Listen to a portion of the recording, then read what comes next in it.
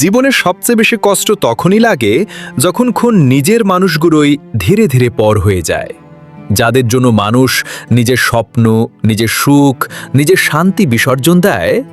একদিন তারাই সেই ত্যাগের মূল্য দিতে ভুলে যায়। একটা মানুষ সারা জীবন শুধু সংসারের জন্যই লড়াই করে যায়, যার নিজের মাথার উপরে একদিন কোনো ছাদ ছিল না, সেই মানুষটাই অন্যদের মাথার উপরে ছাদ হয়ে দাঁড়ায়।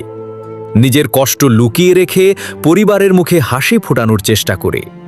দিন শেষে সে শুধু একটু সম্মান, একটু আপনত্ব আশা করে, কিন্তু অনেক সময় প্রতিদানে সে পায় অবহেলা, দুশ্চিন্তা আর না পাওয়ার দীর্ঘশ্বাস। তখন মনে প্রশ্ন জাগে, তার অপরাধটা কোথায় ছিল? সে কি ভুল করেছিল শুধু এতটাই যে সে সবাইকে খুব বেশি আপন ভেবেছিল?